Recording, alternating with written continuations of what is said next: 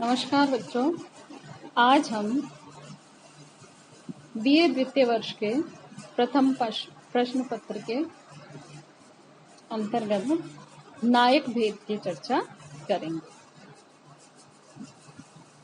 काव्य में आत्मा के रूप में रस को प्रधान माना गया है। रस का आलंबन या मुख्य आधार नायक होता है। काव्य में वर्णित कथानक का प्रधान पुरुष या पात्र नायक कहलाता है। नायक के चरित्र अथवा कार्यों को लेकर ही कथानक का निर्माण होता है। नायक शब्द नी धातु से निष्पन्न है, जिसका अर्थ है मार्गदर्शक, स्वामी या प्रधान।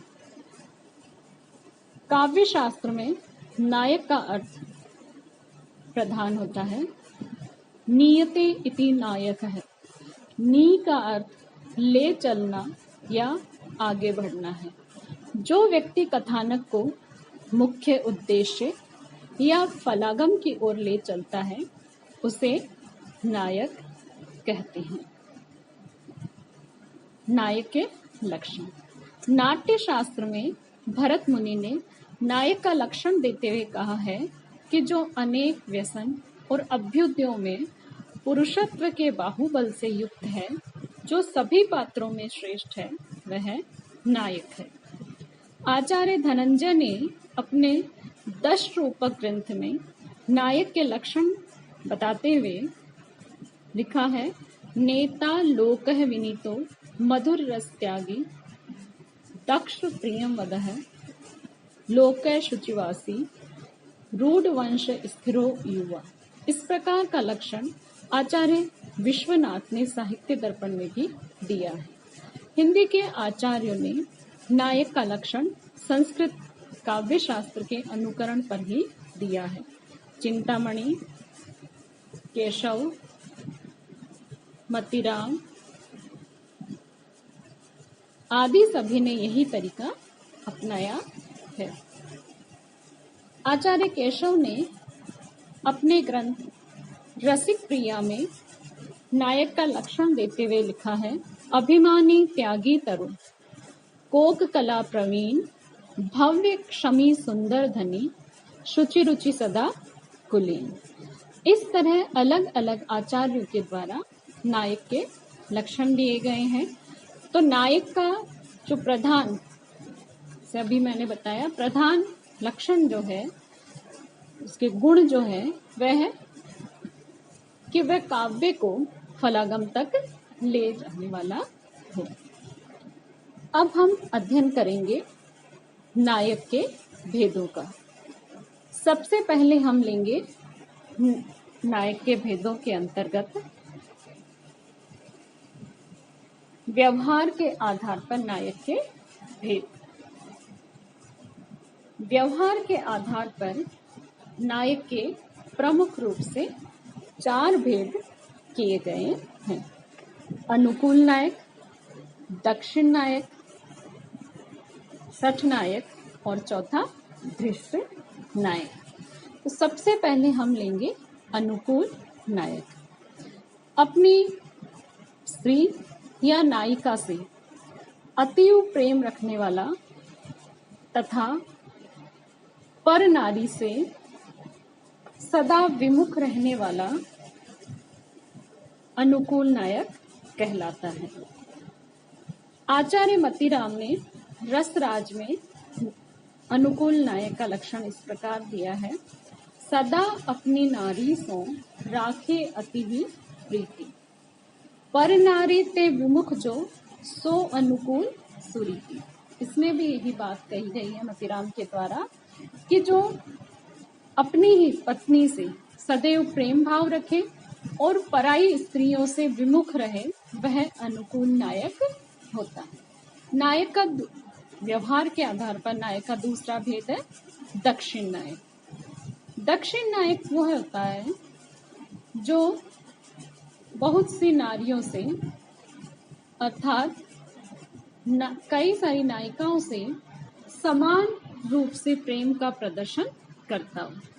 अर्थात नई नायिका से प्रेम होने पर भी पूर्व नायिका के प्रति, उसकी जो पूर्व प्रेमिका है उसके प्रति अपने प्रेम व्यवहार में कमी नहीं आने देता, उसे दक्षिण नायक कहते हैं। मतीराम ने दक्षिण नायक का रसराज में लक्षण दिया है। एक भांति सब तियन सो जाको होई सहे, सो दक्षिण मथिराम कही बसंत है मति भेद। कि जो एक ही प्रकार से सभी स्त्रियों से प्रेम भाव रखे, मतीराम कहते हैं कि वह दक्षिण नायक है। उसके प्रेम में, उसके हृदय में सबके प्रति समान रूप से प्रेम भाव विद्यमान रहता है। व्यवहार के आधार पर नायक का तीसरा भेद है शठ नायक। शठ नायक वह होता है जो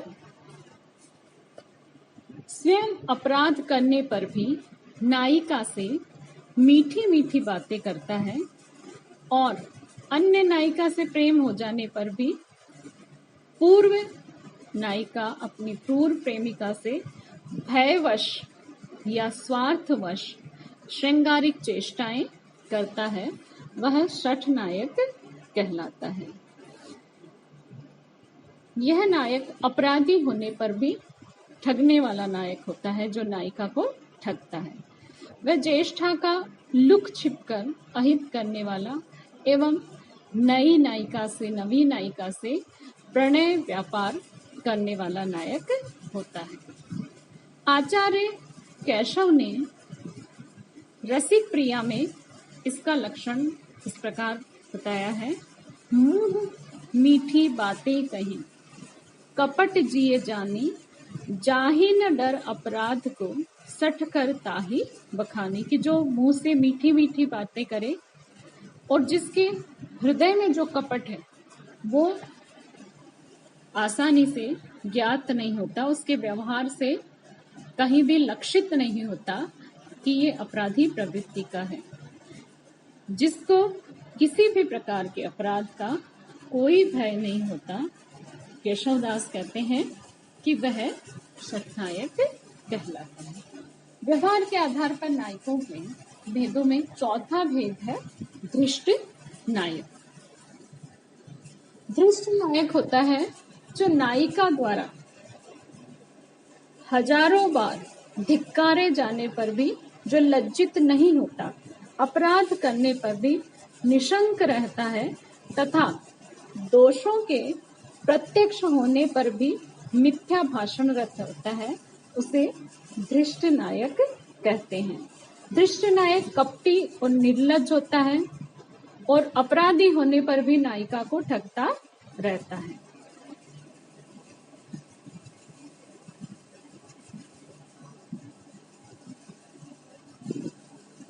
भाषा भूषण में इसका धृष्ट नायक का लक्षण इस प्रकार दिया गया है।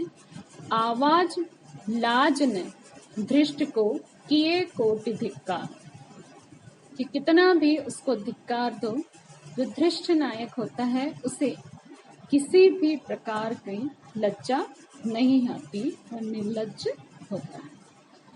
नायक का ये चार भेद जो है वो हमने व्यवहार के आधार पर नायक के चार भेदों का पर चर्चा की। अनुकूल नायक, दक्षिण नायक, शठ नायक और चौथा धृष्ट नायक। अब हम धर्मानुसार नायक के भेदों का अध्ययन करेंगे। धर्मानुसार नायक के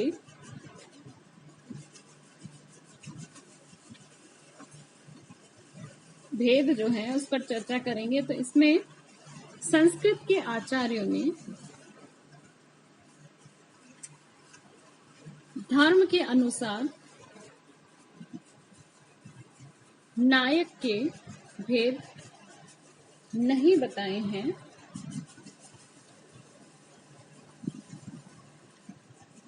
परंतु भानुदत्त की रस मंजरी में से प्रभावित होकर रीतिकालीन आचार्यों ने धर्मानुसार नायक के 3 भेदों का विवेचन किया है और इन भेदों को मतीराम तथा पद्माकर आदि ने भी काफी महत्व प्रदान किया है। इन तीन भेदों में पहला भेद है पति, दूसरा भेद है उपपति और तीसरा भेद है वैश्विक। तो सबसे पहले हम चर्चा करेंगे पति।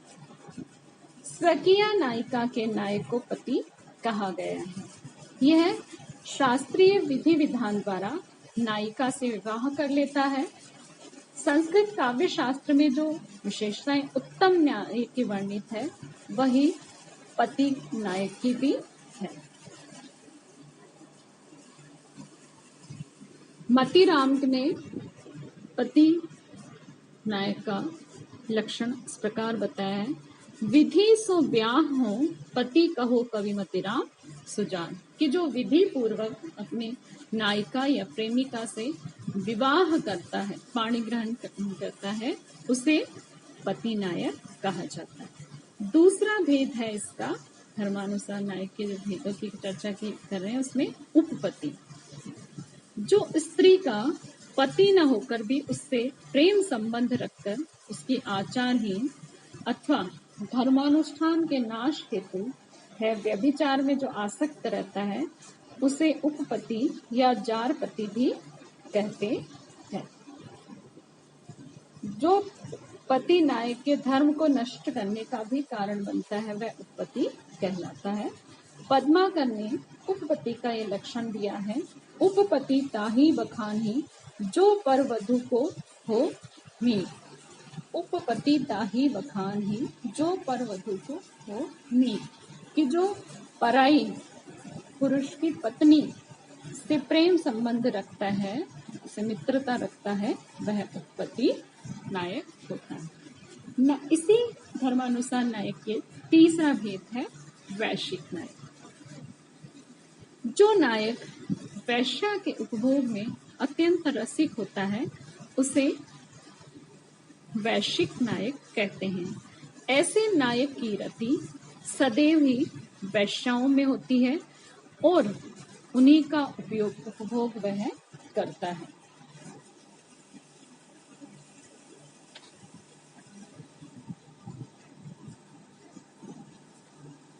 इसका उदाहरण दिया है, इसका लक्षण बताया। प्रीति करे गणिकान से बेसिकता को जान, कि जो गणिकाओं से अर्थात वैश्याओं से प्रेम संबंध रखता है उसे वैश्विक नायक जानना। इसके अतिरिक्त शील की दृष्टि से नायक के 4 भेद बताए गए हैं। धीरोदात्त, धीरोदत्त, धीर प्रशांत और धीर ललित। सबसे पहले हम लेंगे धीरोदात्त नायक।